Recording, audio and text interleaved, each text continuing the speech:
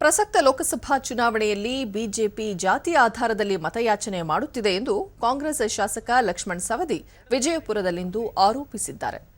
ಈ ಸಂದರ್ಭದಲ್ಲಿ ಕಾಂಗ್ರೆಸ್ ಅಭ್ಯರ್ಥಿ ರಾಜು ಅಲಗೂರು, ಕಾಂಗ್ರೆಸ್ ಜಿಲ್ಲಾಧ್ಯಕ್ಷ ಮಲ್ಲಿಕಾರ್ಜುನ ಲೋಣಿ ಇನ್ನಿತರರು ಉಪಸ್ಥಿತರಿದ್ದರು. ಸುದ್ದಿಗೋಷ್ಠಿಯಲ್ಲಿ ಅವರು ಭಾರತೀಯ ಜನತಾ ಪಕ್ಷದಲ್ಲಿ 25 ವರ್ಷಗಳ ಕಾಲ ಕಾರ್ಯನಿರ್ವಹಿಸಿದ್ದು ಬಿಜೆಪಿ ಪಕ್ಷದ ವ್ಯಾಪ್ತಿಯನ್ನು ಗಮನಿಸಿದ್ದೇನೆ.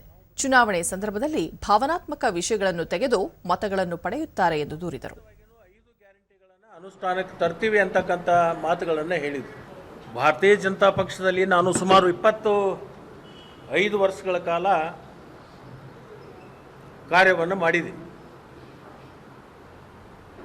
ಆ ಪಕ್ಷದಲ್ಲಿರ್ತಕ್ಕಂಥ ಆಳ ಮತ್ತು ಅಗಲ ನಾನು ನೋಡಿ ಬಂದಿದ್ದೀನಿ.